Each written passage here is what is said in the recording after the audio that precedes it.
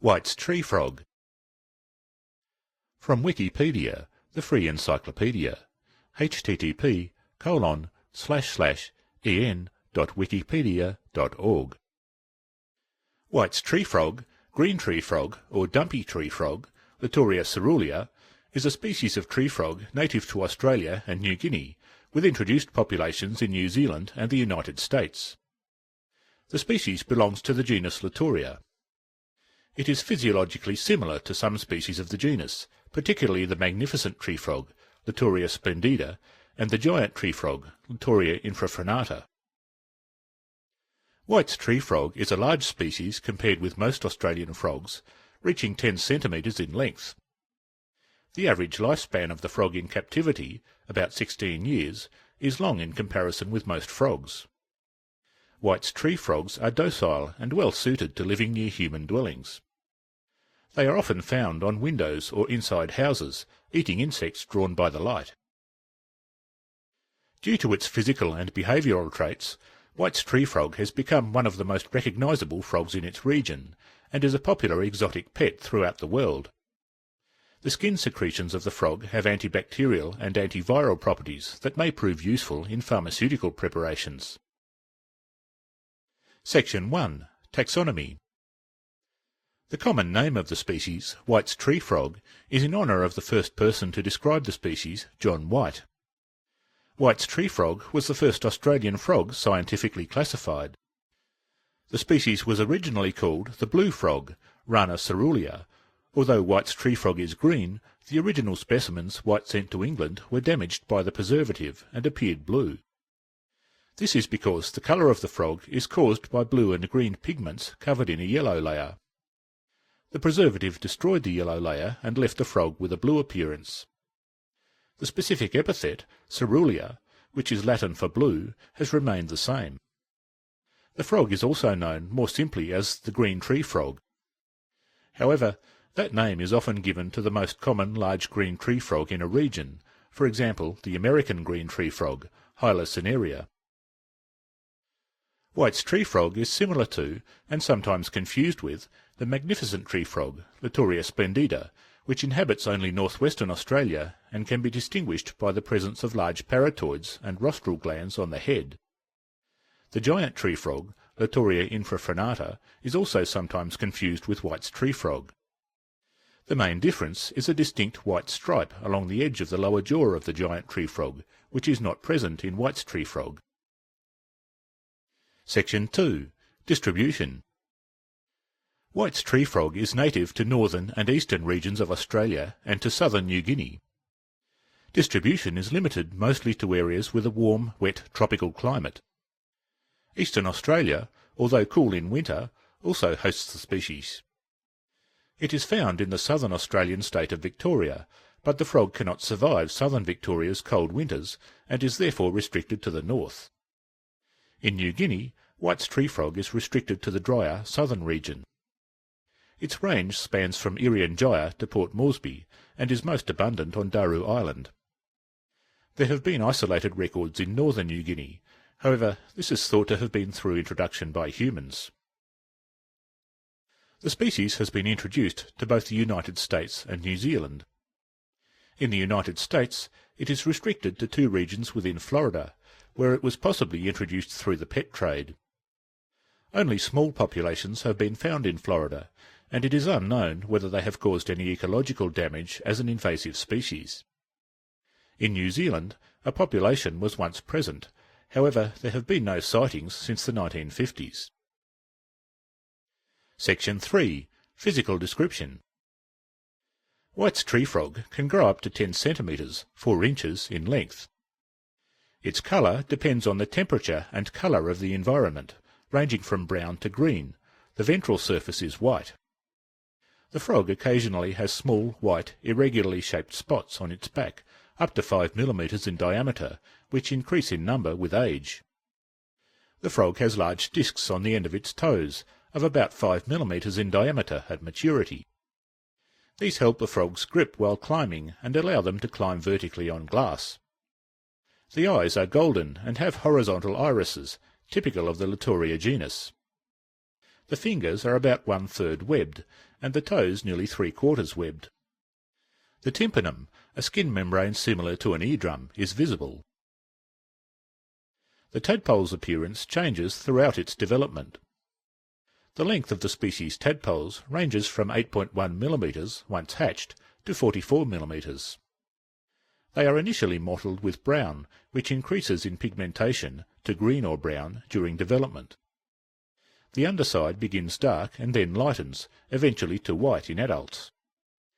The eggs are brown, in a clear jelly, and are 1.1 to 1.4 mm in diameter. Although frogs have lungs, they absorb oxygen through their skin, and for this to occur efficiently, the skin must be moist. A disadvantage of moist skin is that pathogens can thrive on it, increasing the chance of infection. To counteract this, frogs secrete peptides that destroy these pathogens. The skin secretion from White's tree frog contains serins, a group of peptides with antibacterial and antiviral properties. It also contains cerulins, which have the same physiological effects as CCK8, a digestive hormone and hunger suppressant. Several peptides from the skin secretions of White's tree frog have been found to destroy HIV without harming healthy T cells. Section 4. Ecology and Behaviour. White's tree frogs are very docile. They are nocturnal and come out in early evenings to call in spring and summer and hunt at night.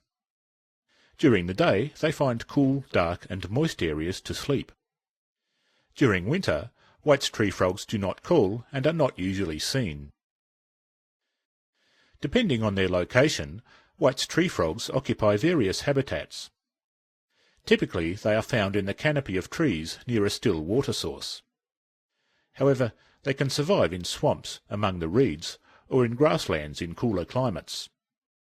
White's tree frogs are well known for inhabiting water sources inside houses, such as sinks or toilets. They can also be found on windows eating insects. They will occupy tanks or cisterns, downpipes or downspouts, and gutters, as these have a high humidity and are usually cooler than the external environment. The frogs are drawn to downpipes and tanks during mating season, as the fixtures amplify their call. The species call is a low, slow croak, croak, croak, repeated many times. For most of the year, they call from high positions, such as trees and gutters. During mating season, the frogs descend, although remaining slightly elevated, and call close to still water sources, whether temporary or permanent. Like many frogs, White's tree frogs call not only to attract a mate. They have been observed calling to advertise their location outside the mating season, usually after rain, for reasons that are uncertain to researchers. They will emit a stress call whenever they are in danger, such as when predators are close, or when a person steps on a log in which a frog resides. The species' diet consists mainly of insects and spiders, but can include smaller frogs and even small mammals. Frog teeth are not suited to cutting up prey, so the prey must fit inside the mouth of the frog. Many frogs propel their sticky tongues at prey. The prey sticks and is consumed. White's tree frog will use this technique for smaller prey. However, for larger prey it pounces, then forces the prey into its mouth with its hands. The frog has few native predators, among them snakes and a few species of lizards and birds. Since the European settlement of Australia, non-native predators have been introduced, primarily dogs and cats. The species has an average life expectancy in captivity of 16 years, but some have been known to live for over 20 years, which is long for a frog. The average life expectancy in the wild is lower than in captivity, due to predation. Section 5. Reproduction. Prior to the mating season in late spring to summer, the male White's tree frog develops a black nuptial pad on the inner surface of the thumb. This aids amplexus by allowing the male to continue a grip on its mate for the duration of amplexus. The male calls individually to attract a female, and the two typically meet at a still water source. During amplexus, the male mounts the female. The female then expels her eggs at such a speed that the sperm is forced into the egg. A large spawn of about 200 to 300 eggs is left in the water, approximately a half-metre from the frogs. The eggs sink and attach themselves to submerged objects. The two frogs can remain in amplexus for about 2 days, during which the process is repeated many times, resulting in the laying of an average of 2,000 to 3,000 eggs. An egg hatches 3 days after its laying. The water must be 28 to 38 degrees Celsius and 5 to 50 centimetres deep for the eggs and tadpoles to survive. Metamorphosis takes between 2 and 3 months, and sexual maturation about 2 years. Section 6. Conservation status. Australian law gives protected status to White's tree frog, along with all Australian fauna, under the Federal Environment Protection and Biodiversity Conservation Act 1999. Much of the White's tree frog's natural habitat has been destroyed. Also, some of the frogs have been found infected with chytrid fungus, causing chytridiomycosis. These two factors associated with the general decline in frog populations in Australia threaten to reduce the population of White's tree frog. However, because of the long life expectancy of this species, any effects of a reduced reproduction rate will take longer to spot than they would in a species with a shorter life expectancy. Section 7. As a pet. White's tree frog is one of the most popular pet frogs throughout the world. Its docile nature, often cartoon-like appearance, and long life expectancy make it an attractive choice for exotic pet owners. It is also one of the easier frogs to care for. Their diet is broad, and they have a strong resistance to disease. One problem commonly associated with keeping this species as a pet is overfeeding. White's tree frogs tend to become obese if overfed. In the wild, exertion of energy is required for a frog to capture its prey. However, in captivity, they are usually given live feed in a confined space.